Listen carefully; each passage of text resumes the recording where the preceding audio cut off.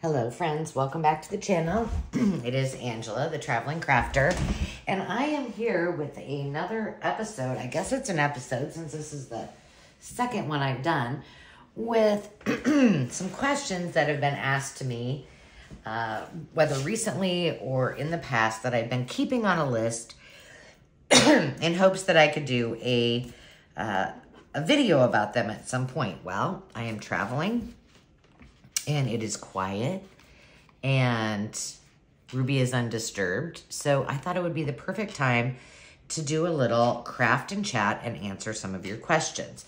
Now, if you didn't see it, the last one I did was my top 5 tips for breaking a creative slump, or, to get out of that creative funk, if you will. And so you can see that on the channel. I may create a playlist for this if it's something you guys continue to want to see.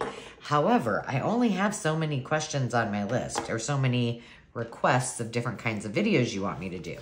So I would ask of you, if there's something that you want me to answer and or do for you on the channel, put it in the comments. I would appreciate it.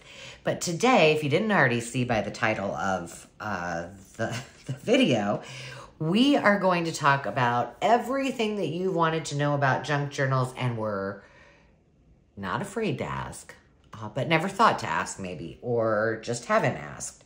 So this is really geared towards maybe some of you who stumbled upon my channel. You're like, what is this junk journal business all about? And want to know more. And for those who have been around in a while, I hope that you, all of my friends, will comment and give your 2 cents worth too, to help all of those that are new and considering starting to junk journal. So here's what I'm going to do. I have been working on embellishing the 70 plus pieces of ephemera. I did, the playlist is called Smash a Stack. It was a whole stack, 27 pieces of 12 by 12 paper, leaving no scrap behind. So I used the entire stack, and I'm now decorating all of those things. And so I thought that would be a good thing to work on these because I can just kind of not think while I'm embellishing, and then I can visit at the same time. So I'm going to start by just flipping through a few things that I've already finished, and then I have a stack of things that I'm going to just embellish, and we'll just talk and get started. So the question that comes up, mostly not from those of you who are watching, but from people that are my friends and my family, they always say, what is a junk journal? And the name just came from, it's no different than creating any other kind of journal, except for you're using a lot of upcycled or repurposed things. For example, you might use cereal boxes or cracker boxes, or paper bags. You might use, wax paper, old envelopes, junk mail, things like that. So a junk journal is just a handmade, created journal made out of recycled, repurposed, upcycled materials. It's that easy. If you're wondering about what kind of things that you could create using junk, check out the hashtag Give a Scrap. You can either check out the playlist or just put the hashtag in the search bar. And in April, we did a Give a Scrap hop, and there are lots and lots of videos on things that you can use that would otherwise go to the landfill and create junk journals. So check that out. So these are all the things that I've created with that stack so far and made pretty. This is one of my favorites. Believe you can, and you're halfway there. Those little fairy princess kids. So I have put some things out that I thought it might be easier if I just kind of lined it up and went to town. You also may hear a word that comes up a lot, and it is the word ephemera. So before we go on to the second one, I feel like I should tell you what ephemera is. So the definition, well, this is my rendition of the definition. I don't know what Webster says, but it's basically anything that is not recreated. It's created once and then not again. So a receipt. You only, you buy something, you get that receipt, and no other receipt like it is going to be created, right? Well, unless somebody's buying exactly what you are. What else would be a handwritten letter, ephemera. I'm trying to think of other things that I'm kind of, a postcard that gets sent, a birth certificate that was printed back, in the day. So anything new or vintage. I mean, ephemera is not just things that are antique or vintage. They're things like, yesterday I went to the grocery store and I got a receipt. That is and can be ephemera. Somebody, will probably really appreciate it in, 50 years or so and be like, oh my gosh, that was from 2024. Look how much a gallon of milk cost then. And it'd probably be $20 in 50 years. You never know. Oh, that did not stay on there. But it's a journal, as you know, is a way that you could use it for many things. And we'll talk about that a little bit later, but you use it just as you would any other journal, whether it's to log your daily goings on, if it's to do memory keeping. You can use it for, just kind of any kind of creative expression. You name it. It's up to you how you use a journal. So what and how do you start? And I will tell you, before I even share much of anything, I will tell you that if you go into the description box in this video or any of my videos, there is a link to Ko-fi, K-O-F-I. And in there are the digitals that I sell, but there's also a lot of freebies. One of the freebies that is in there is my process. Not that it's the end-all be-all of journaling or creating journals, but it is just my process and how I go about starting a journal. And you can learn every single thing that you want to know about that. So I won't go into great detail, but what I will tell you is I generally start with a color scheme or a theme, or maybe I found a book that I really want to alter and think the cover is really cool. So whatever it is, I have some kind of theme or inspiration that will spark that journal. And then I just go through what I've got, or maybe if I need something, I might ask my other crafty friends or family members, hey, I'm creating a journal with this theme or idea. Do you have anything that might work in there? And then I just start collecting. And when I get enough that I feel like I have a good amount to create the journal, then I go ahead and get started. So I look for maybe some of the things that won't be in that document. I look for different textures, and I'm not really that particular about, some of them, if I'm using maybe one of my digital kits, then I don't like that. Let's just do it like that. I will use,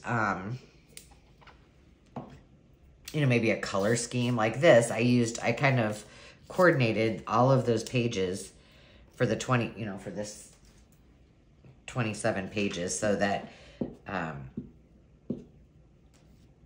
I could mix and match things as I was, busting through all of those papers. But certainly you don't have to. You can have it. I do a lot of eclectic journals, which is just basically whatever the spirit moves me. If I think it looks like it's something I'm interested in putting in there, then I put it in there.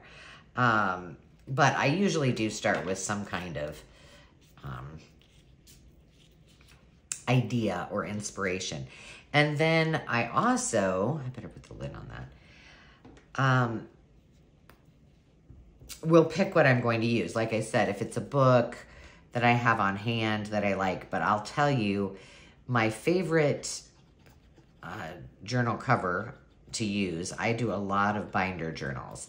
And I think the reason, I don't know, one, they take a lot longer than to do just like a signature, single signature, because there's lots of cutting, lots of, things that you've got to do to prep it.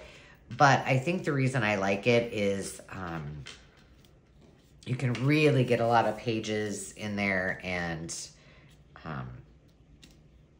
I just like the feel of a binder. I don't know what it is.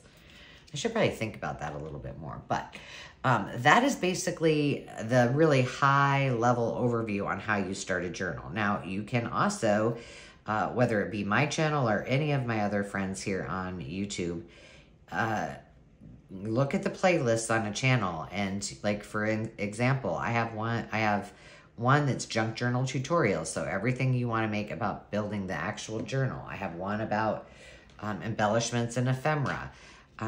And, do that for your for others. Instagram too, or TikTok. You can watch some TikTok videos as well and get inspiration. Or just go for it. Just knock yourself out and try it. I mean, go for the gold. Nobody says you can't. But before you do that, you probably want to know, what materials are you going to need? And I will say, I always call them my normal suspects. I'm going to take a time out and tell you something really quick. If you didn't already notice, and if you didn't catch my last video where I shared, I am on the road again. Actually, I am in the town where the University of Northern Iowa is. So they are the Panthers. You probably heard, if you've heard of them, you probably heard of them or heard of mention about the Unidome. And that is where the Panthers play. Probably smartest university in Iowa, because I'll tell you what, it gets cold up here, and we're this is a little northern Iowa. So they weren't messing around. It's kind of like the Vikings having a dome. They took after them. Very smart move, in my opinion. So I am not in my normal craft room. So if you're joining me for the first time, one thing that may happen on this video is that this table, and I did, after the last video, tried to investigate and see if I could fix it. It's just a little wobbly. I noticed it's not actually the legs of the table, it's just the top of the table. Maybe needs to be a little reinforced. So if it shakes on occasion, and I'm not using my regular travel boom because I forgot it, if this shakes at all, I apologize. There's nothing really I can do about it, but I'm doing my best. So please forgive me. I think I'm just going to leave that like that. Oops. There we go. So what materials do you need? Well, you need your normal suspects, is what I call them. So you need some adhesive. I use, now this is Fabrifix because I'm on the road. What glue I've got here isn't necessarily what I use at home. I do use Elmer's, or not Elmer's, usually use Elmer's permanent glue, but my favorite is called Scotch Create. I use that a lot. I also use Fabri-Tac. This is similar. Fabrifix is similar, but not exactly. So I don't even remember. I should know what the difference is. I use Fabri-Tac normally. I also use something called Art Glitter Glue. So besides my adhesive, but any glue is going to work. I mean, like this time, I've got Elmer's right here. I'm using up what I've got, and I put some of those things that don't necessarily get used all the time at home into my craft bag so that I can use them up when I'm on the road. But besides that, you're going to need something to cut with. Not required, but nice to have is some kind of trimmer. I always have a ruler with me because sometimes I trim with a ruler or, you know, cut pages with my ruler. Paper would be a requirement. That would be helpful.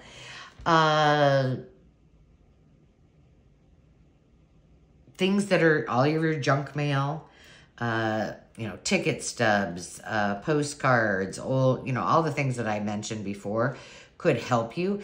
What I will tell you, this is going to be my warning to any of you who are considering starting junk journaling.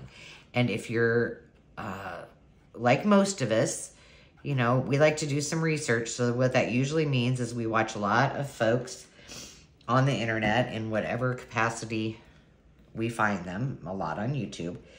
And bless them, and, you know, all of us who do what we do for a living, we share what we love or what we see or what we found. You know, I do a lot of thrifting videos. But my warning to you is don't do what I did. Like, I was so gung-ho about, I'm holding this for a second because this is pretty thick. We made these a while ago on the channel. You can check out that video too. But, you know, every time I would go to a thrift store, I'd be like, oh, there's 5 little golden books, and then I would buy them. Half of them they weren't even of interest to me at first, which was okay because I could then, you know, feel okay with cutting them up or whatever. But then I also bought all kinds of other things that I didn't need. Or I would watch one of Tim Holtz's demos on his channel, which, don't get me wrong, I love Tim Holtz. But when I was first getting started, I was like, well, I have to have that. I mean, everybody else looks like everybody else has it. I should probably have it too. No, you don't.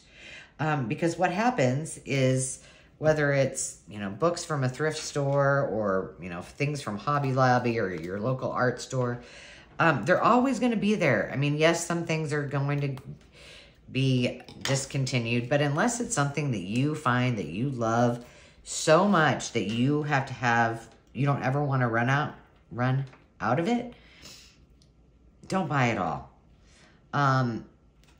Just wait. And you'll probably find it in a thrift store, or make sure it's something you really can't live without, because I'll tell you what's happened to me. Those things that I have bought, a lot of them you can probably find on our live sales on Thursdays, because I bought them out of impulse because I thought that, well, you know, if this person has it and they said it's great, I probably need it. And then I never used it. And you don't want that to happen. Our craft space is precious, whether, you know, you have a huge space or a tiny little, you know, corner of the kitchen. Just don't buy supplies that you don't know for sure if you're going to absolutely need them. That's just there you go. There's my soapbox. You know, it's just, I do use a lot of fabric.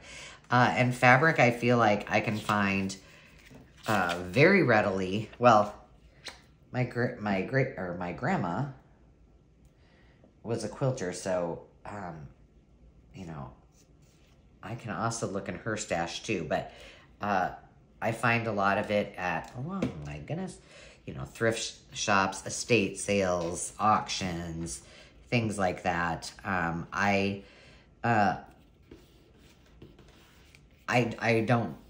don't even know the last time, if ever. I mean, not ever, but have I bought any fabric at the fabrics, like Hobby Lobby or the fabric store in the last year? I'd say no. I know I have not.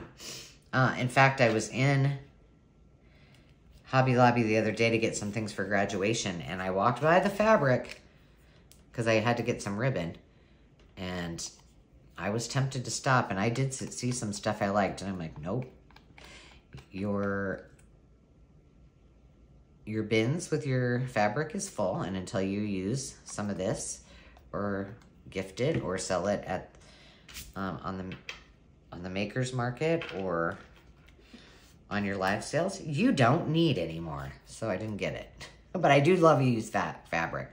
I do have one other thing that would be helpful to you is I do stamp on a fair amount, but not tons. So, a few ink pads of your color choice, some daubers. Now, Distress ink and Distress oxide is something you're going to see tons of people who junk journal. This is a Ranger product by Tim Holtz, and it's just to distress the edges. You'll see us do that quite a bit. I would say if you're going to get one color, the one that you see a lot of folks using is Vintage Photo, but I like, oh my gosh, it's escaping me. Maybe I'll think about it in a second. I think the one that, and I use my Vintage Photo all the time because it's handy, but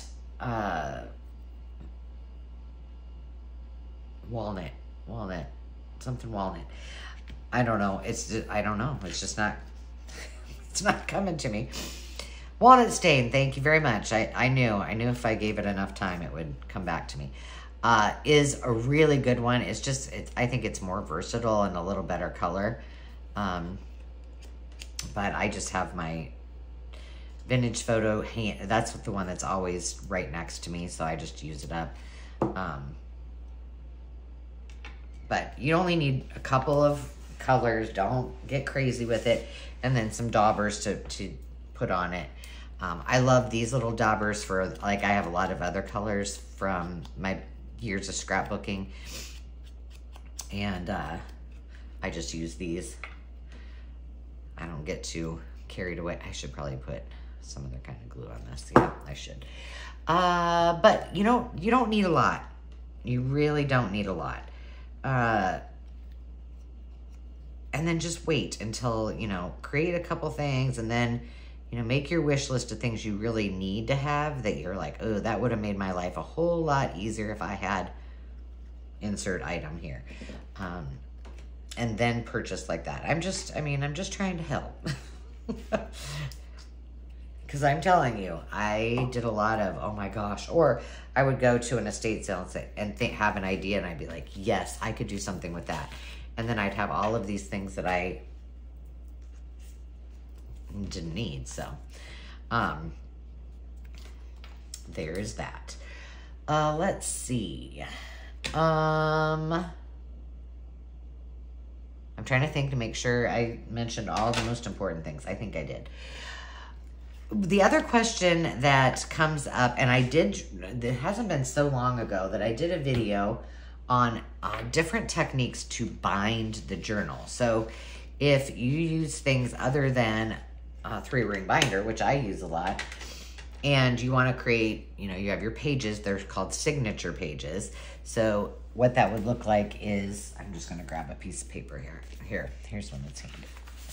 So what you might do, a signature is just basically, you fold your paper in half, and that makes a page, and then you keep adding pages, and adding pages. I usually do about, depends on what I'm doing. If I'm doing a single one signature, which is one set of pages, I probably will do 20 to 22 pages, and then they're all stacked on top of each other. And then binding, you're going to have to bind your journal. So there's a really good video on how I bind. I think there's six different methods, all very, very simple, and I think I walk through every single one of them, so check that one out. You can also, if you have a sewing machine, you can sew your signatures in. But there's lots of different methods. I won't go into all those because I do have a video on that, and you can check that out. I'll try to make sure I link all the videos that I mentioned in the description, so you can just pop on them and run over there and check them out. Let's see. And then, while we're talking about building, so here's the elements of a junk journal. You're going to have a cover of some sort, usually.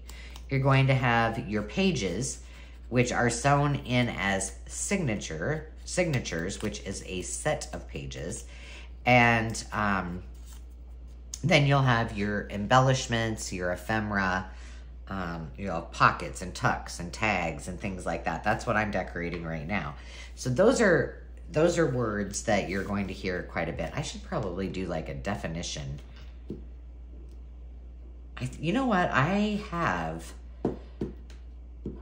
already done that. I mean, I haven't done it on video, but I have information on that. Well, maybe I'll have to do that. I'll have to see if I can find it. I don't know if I have it on my computer or not. But that might be helpful. Let me know in the comments if you want me to do that. Uh-oh, I'm shaking you again. Hold on. After my last video, I got up and the whole thing went toppling over. It was bad. But for your cover,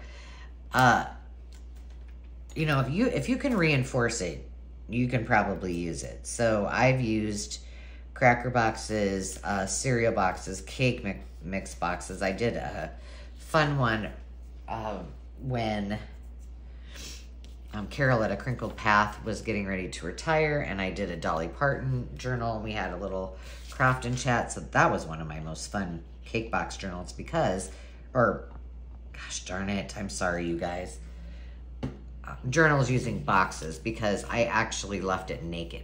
Naked meaning you could still see the Duncan Hines and Dolly Parton on there. So I really enjoyed doing that one. But I use binders. Sometimes if I just have the cover, I'll use binder rings. And let's just say I have some miscellaneous, like maybe it's a book or maybe it's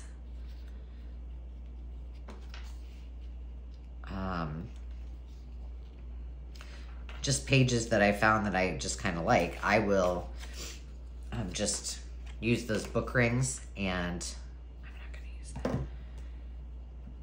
Punch holes in it. A hole punch is also very, very, very helpful. I will tell you, I'll show it to you in a second. The one thing, and it's a little bit, if you can find them at a secondhand or consignment shop, that would be ideal, because sometimes they can be pretty, I think they're upwards of like $40, maybe more than that, I don't know. But it is called a Crocodile, and it will punch through almost anything. It looks like this, and it's by We Are Memory Keepers. They're different colored handles, but I do swear by that, and I always say, and you can pop holes in leather for your belts, and I've had to do that for my kids several times, and it's a multi-purpose tool. So that might be something as an investment that would be, you might want to consider, but definitely not required.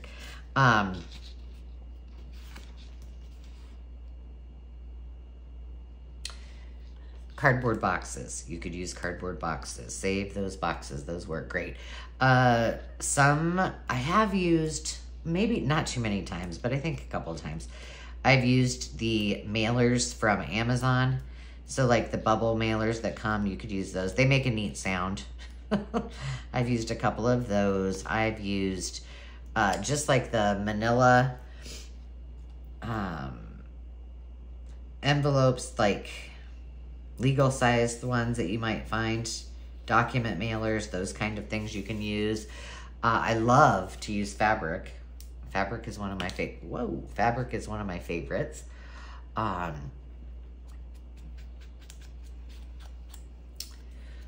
Trying to think what else. Sometimes you can,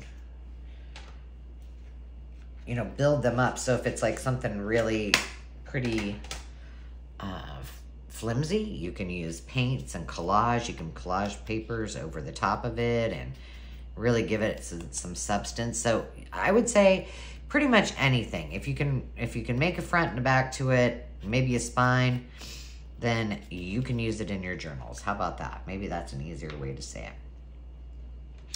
One other question that is something that people say, that, and this is a lot of folks that maybe have never heard or want to know more about what a junk journal is they say, What do you put inside of it? Well, anything you want. I like to do a mix of handmade items, vintage antique items. You know, maybe that's an old antique receipt or antique book pages. Maybe it's something new like, Sierra from Cooley Craft Corner did a cool thing during the Give a Scrap, and she used butter packaging that she, you know, from the butter that came out of her refrigerator, and used that packaging, and it was really cool. Whoa, whoa, whoa. Spilling things. I swear I just heard somebody that was here.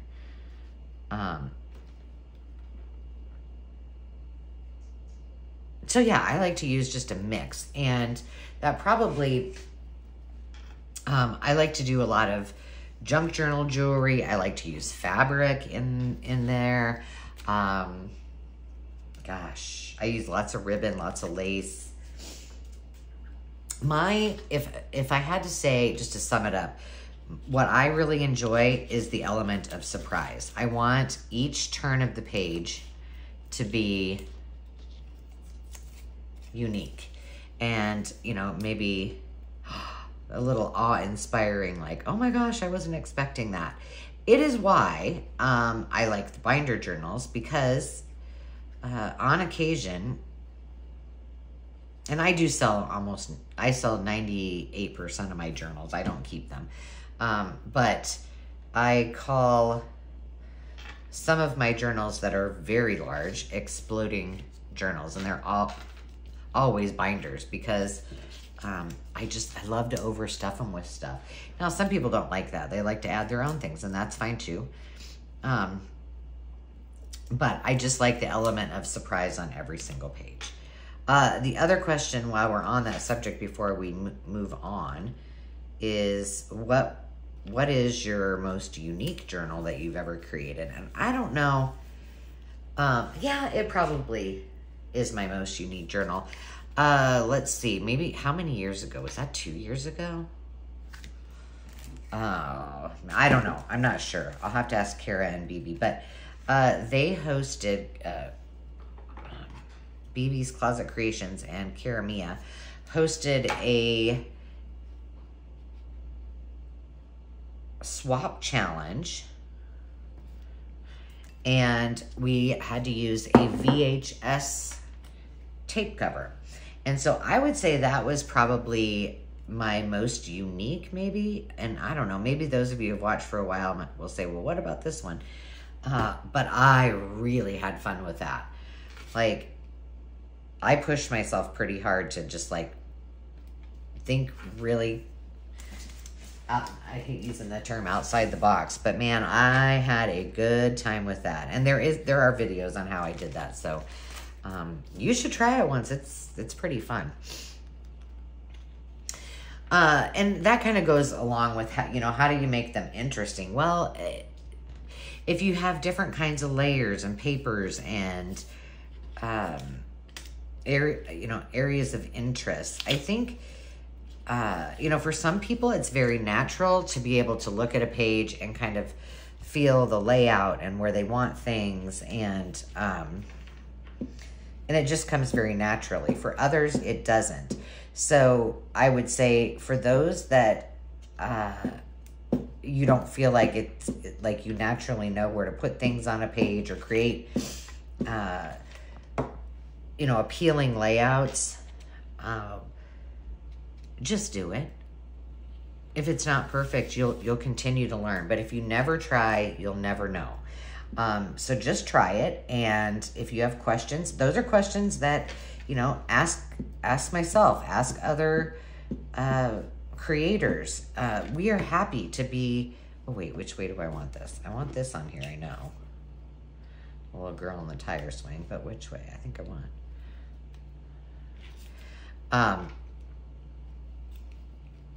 I have gotten the question, like, are you sure it's okay if I, comment or send you an email and ask you questions? Oh my gosh. I mean, I can't speak for everybody, but I love it. I love to hear from you guys. I love to if you need me and you have questions, ask. I am more than happy. So yes, that is how you're going to learn if you're just a beginner and you're not quite sure, you know, what's appealing on a page or where should you start. Just start experimenting. And, you know, I always say everyone is an artist, and you are too, whether you know it or not.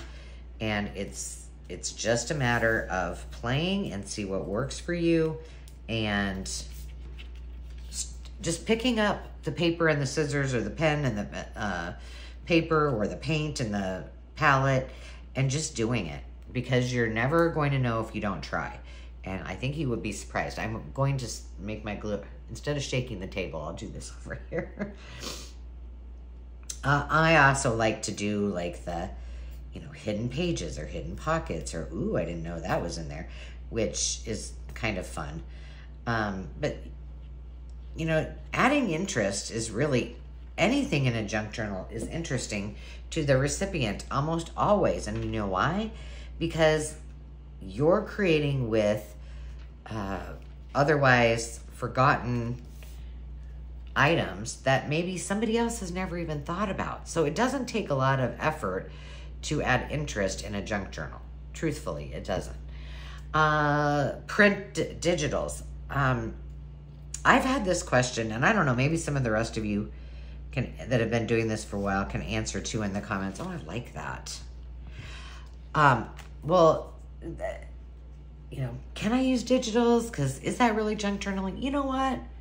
You use whatever you flippin' want to use in your journal. If you want to use digitals and you want to, and it's not junk, it's, yes, do it. You can use whatever you want. Like I said, mine are very eclectic. I create digitals. You can find them all on the Maker's Market and on Etsy. I don't have, well, yeah, I guess I do have some on Etsy, but mostly on Ko-fi. There's some that are there that are free. There's some that have been, you know, there's lots of freebies on there. And there's, you know, kits and things if you're looking for that. I use other people's kits. I use my own kits. I use scrapbook paper. There is no piece of paper that I discriminate against. I mean, I will use it all. I'm not afraid of it. And don't let anybody tell you, well, if you use digitals, it's not really a junk journal. You know what? Poo-poo. That's not true. You use whatever you want. I'm just gonna say. And you know, sometimes those digitals can be that is your inspiration. You're like, oh, you see somebody that's created a digital and you're like, oh my gosh, I've got to have those mushies. I'm just saying. That's a plug for mine because I love my mushies. But seriously though, or you see somebody that does, you know, just a color scheme that you just love. That might be the jumping off point or the inspiration that you needed to create your first journal. And then you incorporate all those other things, like the piece of mail that, you know, you got from, oh, I should have thought about where to put this. Well, it's going there. That you got from the bajillion political ads and things that come in the mail. Yeah. If you haven't been watching, you probably don't know, but I'll say this about, I don't know, at least once a month. The rules are there are no rules in art. And when you start listening to people that tell you, oh, well, that's not, you can't, that's not right. Whatever those words are, the naysayers or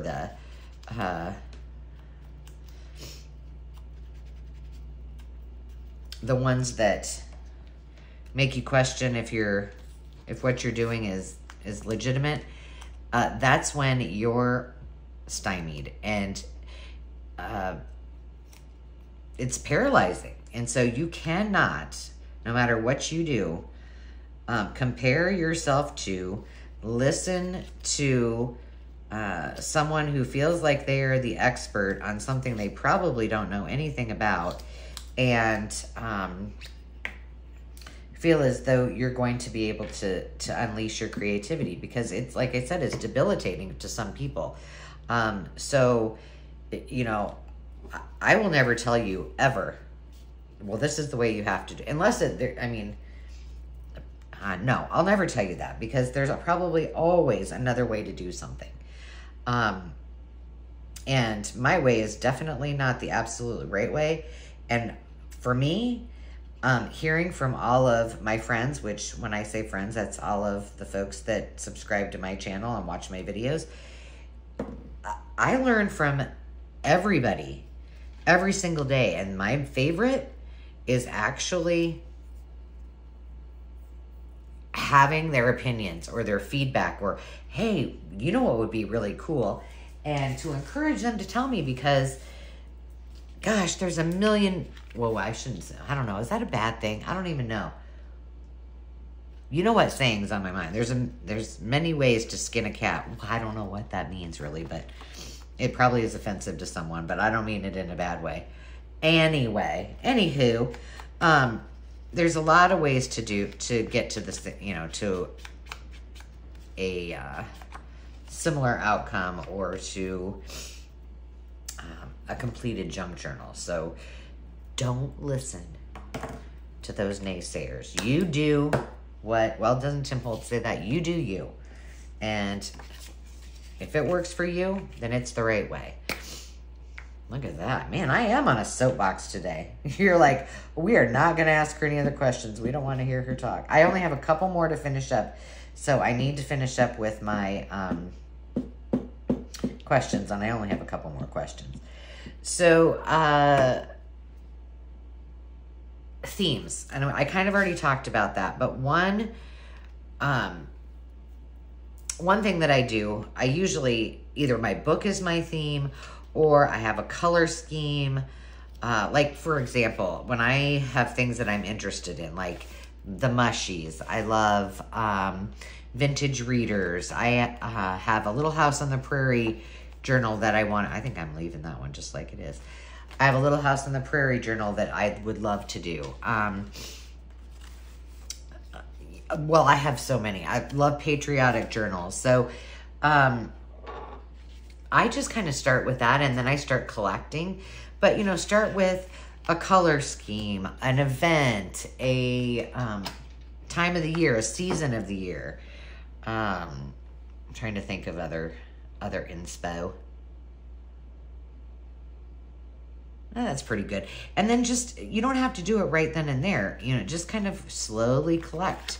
One of my favorite things is my friends that watch the channel they're so sweet, and they send little bits of Happy Mail that they find. I'm getting a piece of tape to cover that, so if you put something in it, it'll be all right.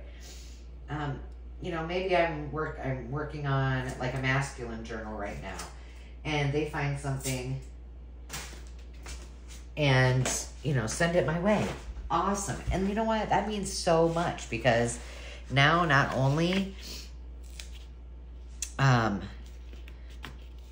does it touch my heart that they were thinking about me, but then when I do the journal, it's just that much sweeter that I get to incorporate something from my friends. And, you know, it's just, it can be anything. Ask your friends. Like, you know, if you don't know where to start, consider asking them, you know, what would you like to see? Or, I don't know. I was thinking this was going to go the other way when I initially, let's see. Let's do it this way and see what happens. But yeah, I just think whatever means something. You know, I have,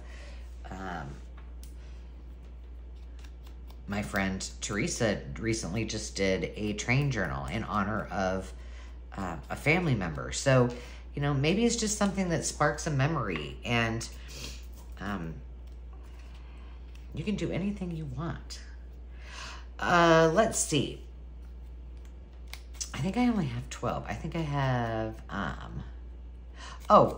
one question that I don't know that anybody asked me, but I thought it was important to probably share, because, you know, before I started junk, I've always done art in some way, shape, or form. But before I did a lot of mixed media and junk journaling, I scrapbooked a lot.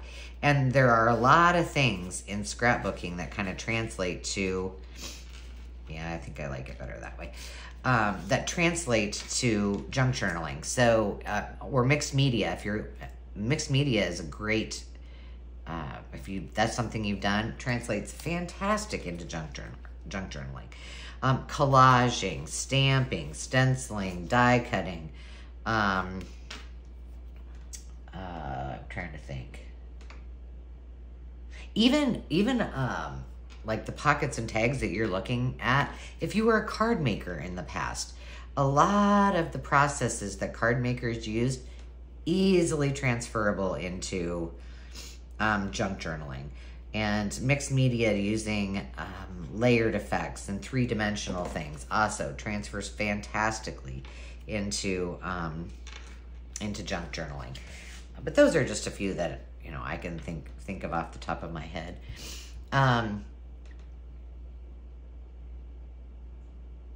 then the last one, and probably the most important one, because I think it's brought me the most joy, and I guess I didn't necessarily know that I needed it, is how, and I do get this question, so I feel it important to answer, is how do I connect with other artists? And I would say, you know, if it's in your community, go to, you know, check out your library. That we have, it's like Connections or something like that. They do free classes and paid classes and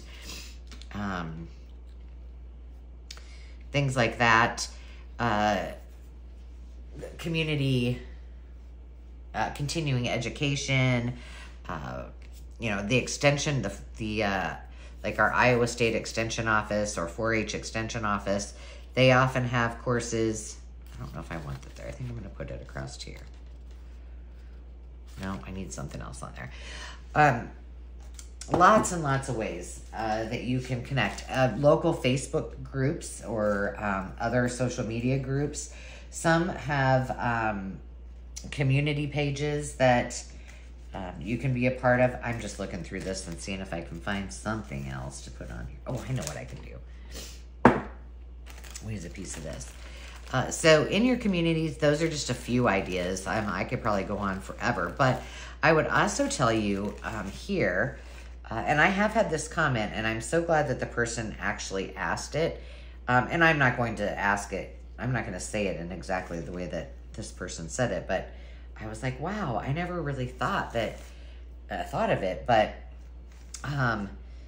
comment on folks' Instagrams or YouTube or videos or you know, whatever it is. Don't be afraid to do that. I think I've said this before. You know, we love it when you comment and we can interact with you. No, that looks terrible. And don't be afraid to offer your, I mean, be kind.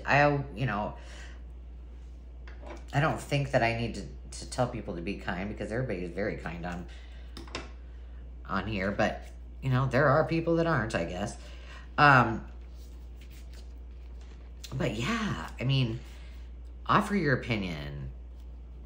I'm sure you guys all have an opinion at the moment about this thing, because this is not working to I cannot use that. That's just too big. But hold on a second. Where'd it go?